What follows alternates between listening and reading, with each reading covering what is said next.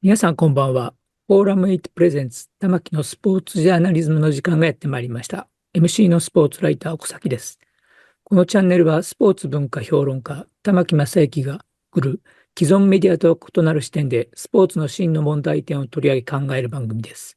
コメンテーターの玉木正之さんです。よろしくお願いします。はい、よろしくはい、お願いしお願いします。ます。私はもう、この前回の番組で大感激しまして、はい、青錦関がこの番組を見ていただいているという見てる。ことが分かったことを、もかなりう、応援してきましたよね、この番組で。そうですね。おまけに新井さんと佐々木さんという大相撲の時に必ず出ていただいているゲストの方の、ちょっと辛口批評まで、自分のものにして聞いていたというのは、これは最高でしたね、もう。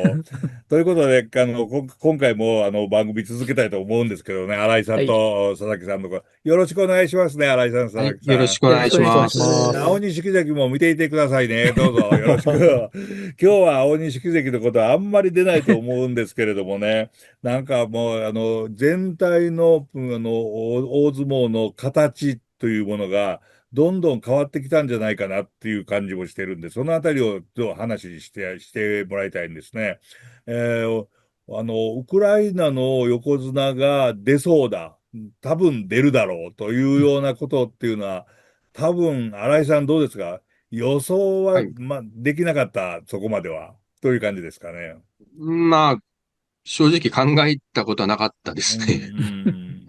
ん。まあ、青も錦がこうね、出てくるまではね。はいはいはい。えまあ、ヨーロッパの横綱っていうのは初めてですよね。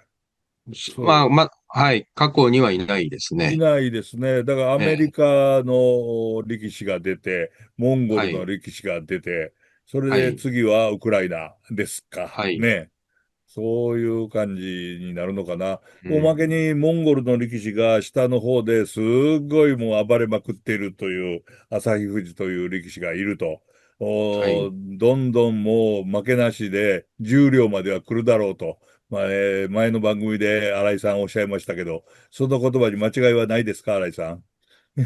ええ、可能性はもう大きいと思いますね。ちえょっと下がったな。この前は断定されたけれども。まあ、相撲ですからね、何があるかわかんないはいですけども。はいはい、そうですね。まあ、その怪我さえなければもう、あ、はい。はい。ほぼほぼ行くんじゃないですかね。なるほど。全勝えで多分え、重量までえ来るだろうと。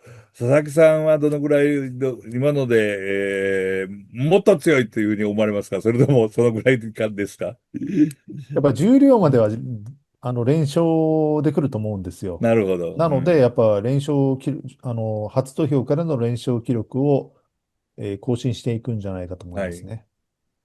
伊勢ヶ浜部屋で旭富士という名前、これを序の口の時からの横綱の名前をもらったっていうのは、やはりそれだけの期待があったっていうことでよろしいんですよね、佐々木さん。そうですね。これやっぱり最初聞いたときはすごくびっくりしたんですよ。あ、やっぱり。うで、やっん。ぱり実際にちゃんとこう発表された後に、先代伊勢ヶ浜親方、はい。つまり、先代の旭富士さんに旭富士、話聞いたんはい。ですよね。はい。本当にこう、序の口というか、その時点でもう、しこ名、継承しちゃっていいんですかっうんていうことを聞いなるほど。たんですけども、はい。全く問題ないっていう言い方をされてるんですよね。っていうおー。のも、やっぱり横綱になるからって言ってるんですよ。おーっとっとっと。あ、はい。そう。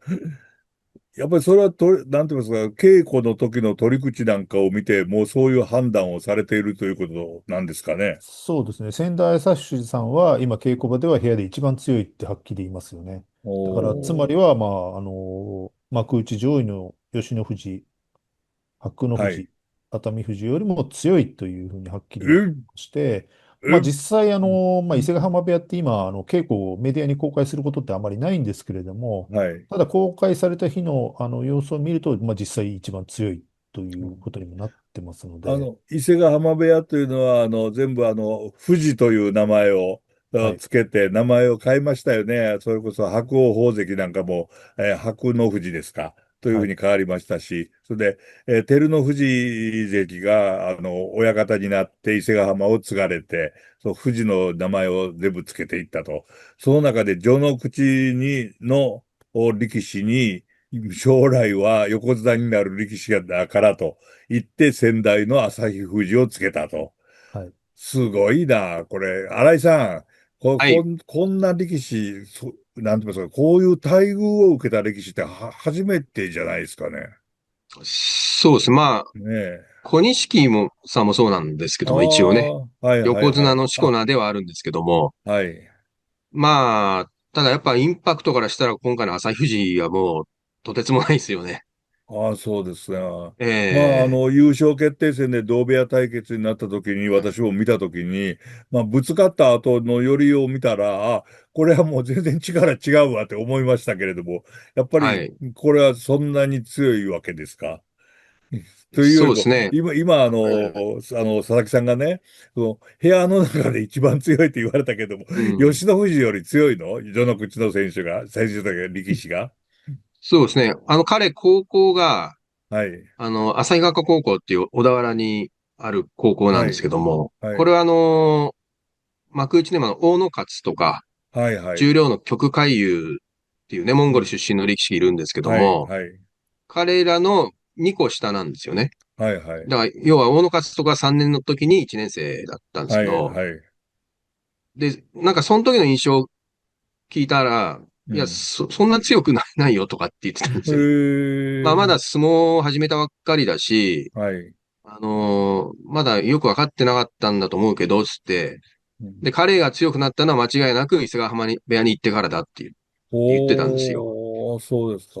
うん、ですから、まあ、高校卒業して、うん、まあ、入門するまで4年半ですかね、伊勢ヶ浜部はい、屋の研修生で、研修生っていうか、まあ、こう部屋うん。で、こう、稽古を積んで、要するに、それは伊勢ヶ浜部屋に、照ノ富士関が現役としていたはい。から、外国え籍の選手が2人以上は持てないというところええから、土俵に出られなかったわけですよね。そうですね。で、照ノ富士で、関が引退して出てきたら、もう突然のもう強さということなんですけれども、稽古場ではもう抜群に強かったわけですね。だから彼の強さが磨かれたのはもう高校を卒業して、ああ、伊勢ヶ浜部屋の、その、まあまあ、仮入門っていうか、はいはいそのはい。期間で強くなったようですね、どうやらね。なんで強くなったんですかね。まあ、まあやっやぱり関取衆が多かったんあで、あ、いろんなタイプの力士とも稽古できうん、ましたし、うん。まあそういうところで、こう、いろんな、まあ、技術も含めて、こう、得得していったんじゃないですかね。ああ、やっぱりまあ、なんて言いますか、素質はあったんでしょうね。佐そうですね。々木さん、どうですか、その伊勢ヶ浜部屋に入ってから強くなったっていうのは。そうですね。やっぱり高校横綱とかそういったタイトルを取ってたわけでもないので、やっぱああ、そうか、そり伊勢うか。ヶ浜部屋で見習いとして強くなったっていうのは間違いのないところだと思います。うん。ただ、4年半の間ですね、本当にはい。本場所の土俵に立てないままずっと稽古するっていうのはなかなか大変なことだと思うんですよ。あいや、それは、の、なんか私は想像でないと喋れないですけど、本当に辛いと思いますよね。なんか、はい。なので、稽古しかしないわけですからね。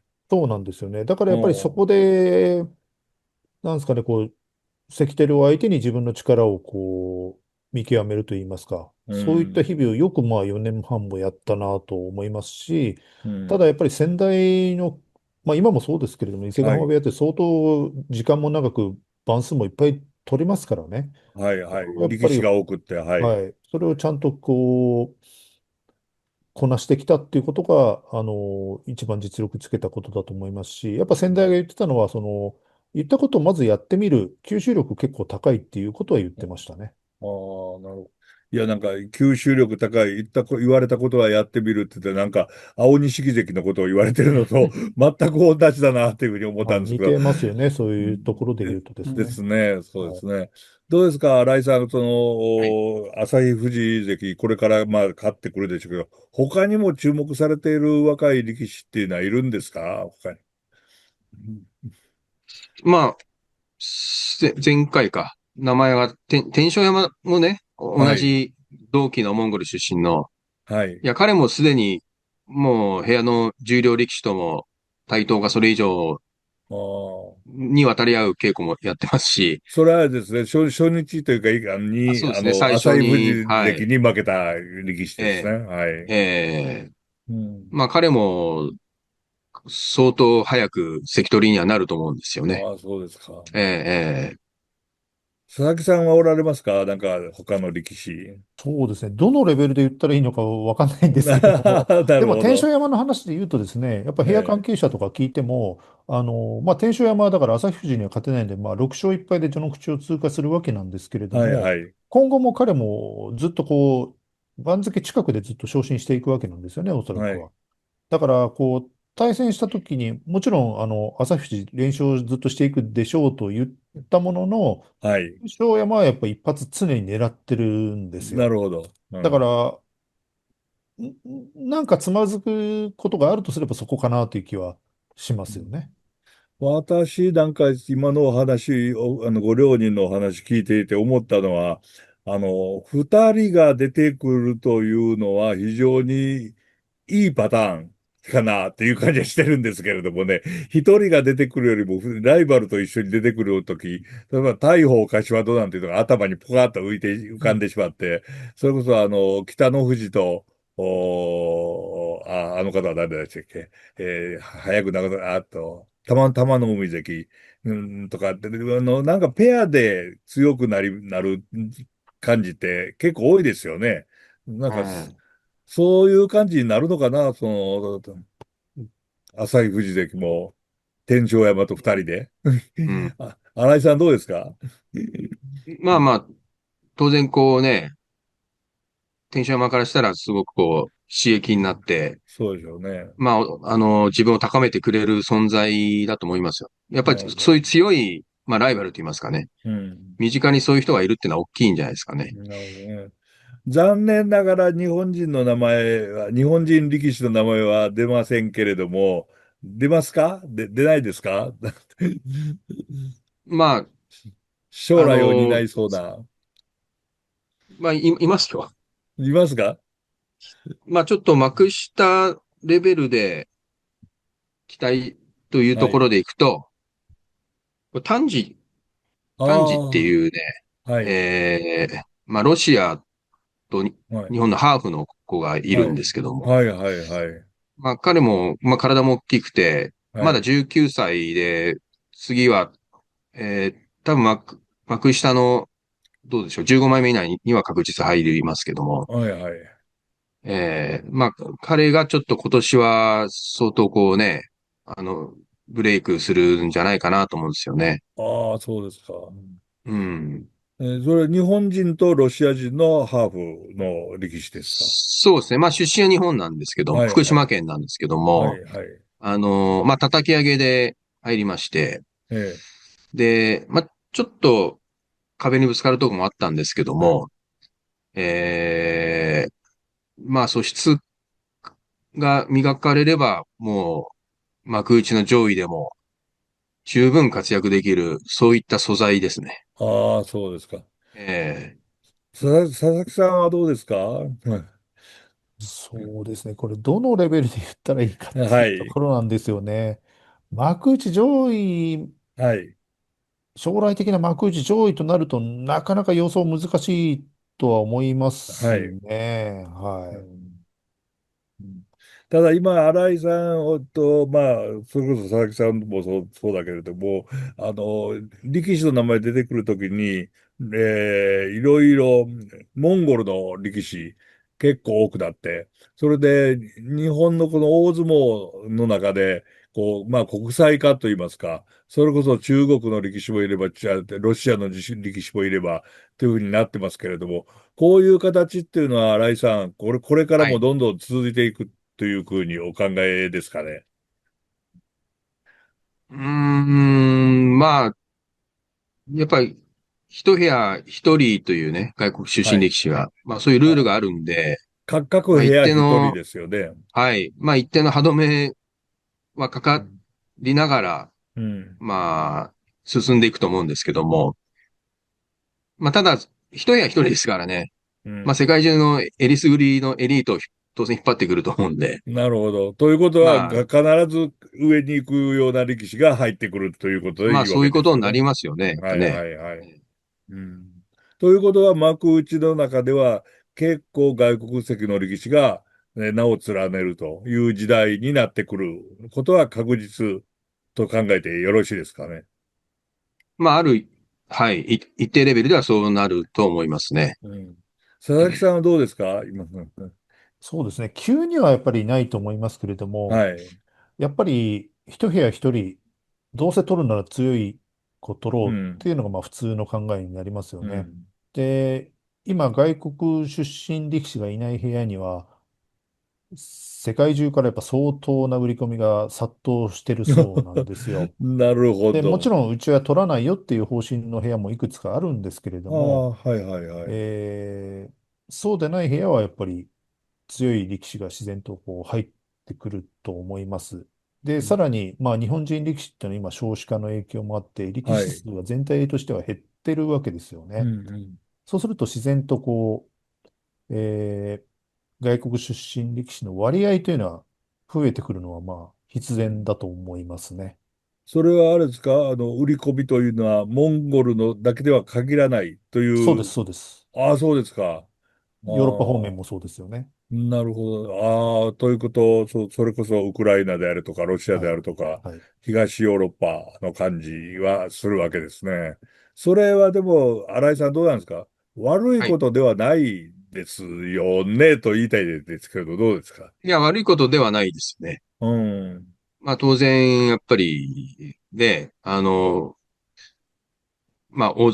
の大相撲で自分のはい。力を試してみたい。まあ、強くなれば、当然そういう考えになると思うんで、なるほど。そこは、はい、自然な流れだと思いますね。なるほどね。え大いちょうを言って、和服を着て、ーえーまあ、関取になる前は浴衣ですけれども、それを着て、はい。日本語を話してということは、最低限、求められるということになっていくわけですかね、やっぱり。そうですね。やっぱり、日本の文化、風習、まあ、あとうん。大相撲のしきたりなんかもちゃんと理解した上で、うん。入ってくるんであれば、それはいいことだと思います。なるほどね。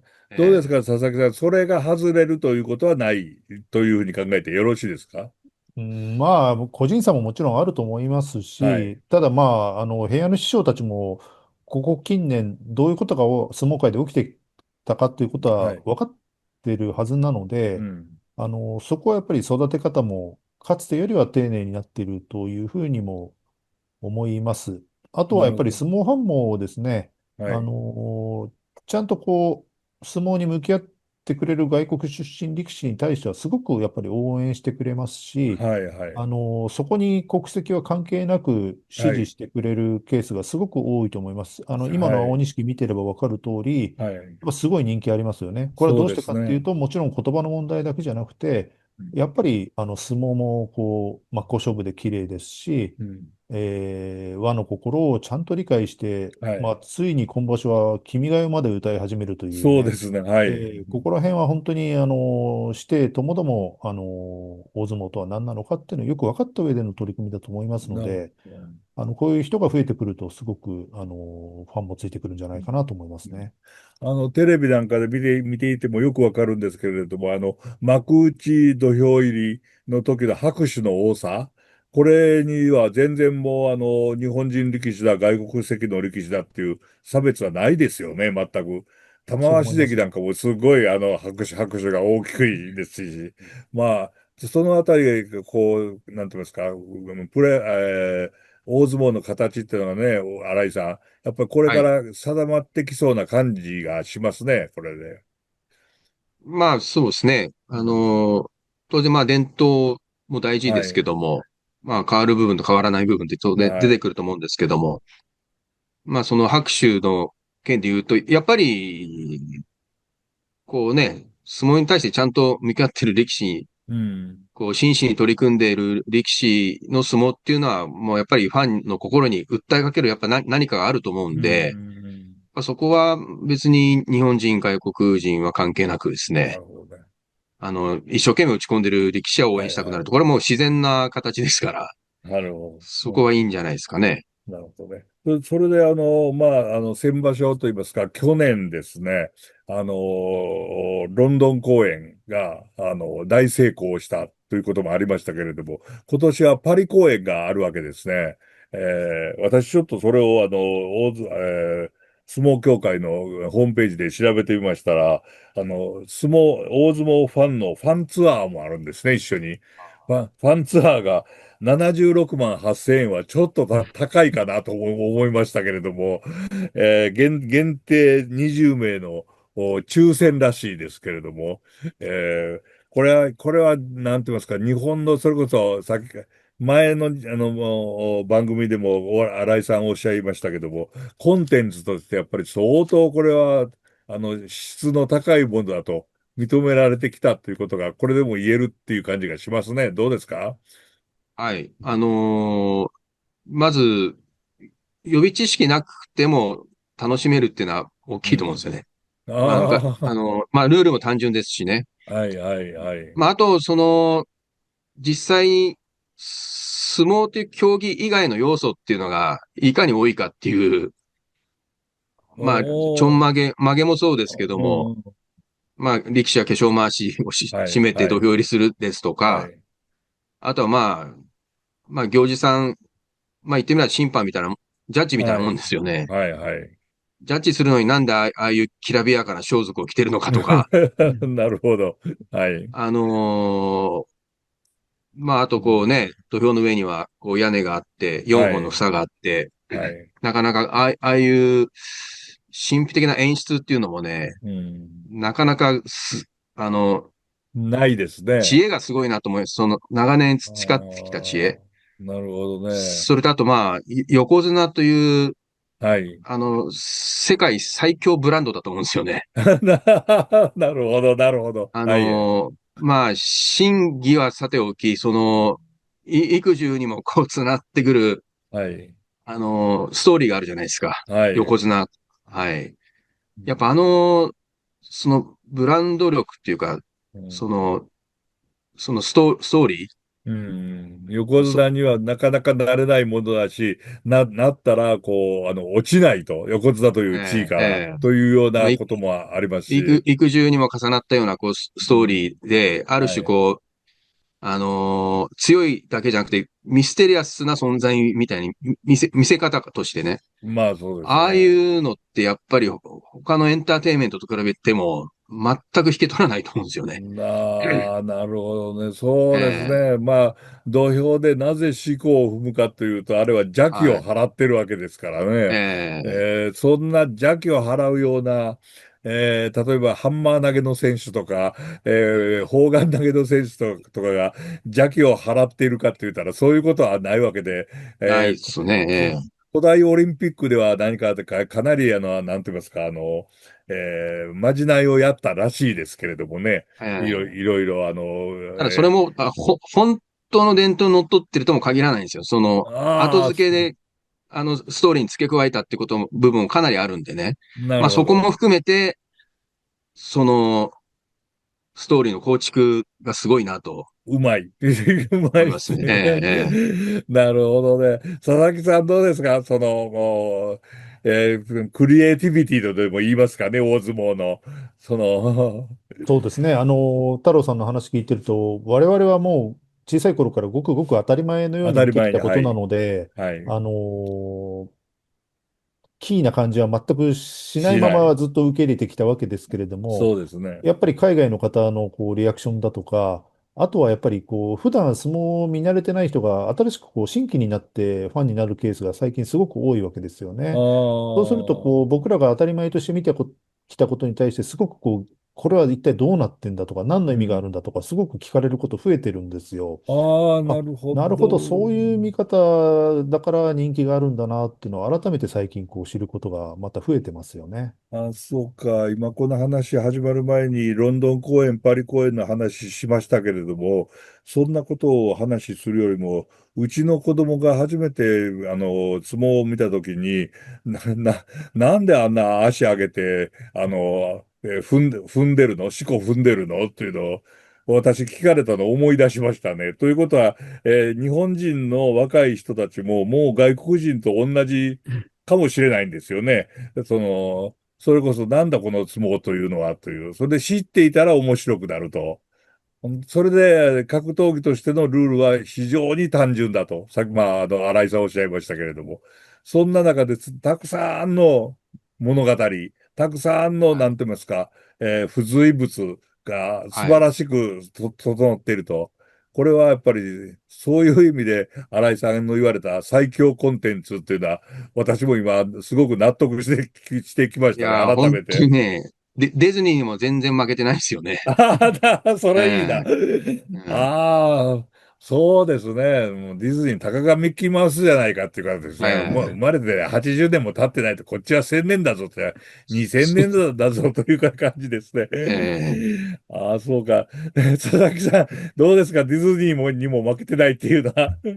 奥は本当に深いと思いますよ。そうですね。私も未だにやっぱり本場所行くたんびに、こんな風になってたんだとか、いやこういうこー、となのねっていう新しい発見が未だにやっぱり毎日のようにあるんですよ。あ最近知ったあ、ことで言うとですね、はいはい。土俵祭りの時にはい。行司さんが土俵の真ん中に沈め物つってこう、米とかいろいろこう入れま沈めるじゃすね。ないですか。で、はい、あれはい。掘り起こした後どうするのかっていうのをこの前調べたら、お、行司さんがちゃんとビニール袋に入れて飲みの救い神社に戻すって言ってるんですよね。そんなおー。ことしてるんだっていうのを初めて知ったとかですね。うー未だにそんん。な新しい発見があるのはなかなか奥が深いなと、未だに思ってる次第です。なるほど。いや、わかりました。よくわかりました。大相撲の素晴らしさっていうのがどんどん分かってきましたというか、これはもう知識として、言葉として知るだけですけれども、やっぱり、久しぶりに見に行きたくなりましたね。現場に。虚実ないまぜっていうところもまたいいんですよね。そうですね。そうですね。物語ですからね。ちょっと大物語人の世ですから。界の一端を見てるようでね。あの、そうですね。なるほど。いやいやいやいや、そう、大相撲すごく、面白く感じられるようになりましたけど、青錦関見ておられますか？えーお、えー大相撲はこれ、日本の大相撲はこれだけ奥の深いものなんですよ。ということで、青錦関、ぜひともまた見てください。ということで、もう一度話しましょう。今度はちょっとアマチュア相撲の話を、ちょっと面白い、白鵬関がね、白鵬杯というのをやっていて、これをが、これは、この番組がアップされるときにはもう終わってると思うんですが、トヨタ明夫会長、トヨタ自動車の会長ですね、が、会長になっている国際相撲連盟と一緒にタイアップして第16回世界相撲大会というのをやってるそうなんですね。そのあたりの話、これから相撲が国際化どんどんしていくのはどうなるんだろうという話をもう一回やりたいと思いますんで、新井さん、佐はい。あり々木さんよろしくお願いします。今日は本当にありがとうございました。ありがとうございがとうごました。ざいました。はい。皆さんご覧いただきありがとうございました。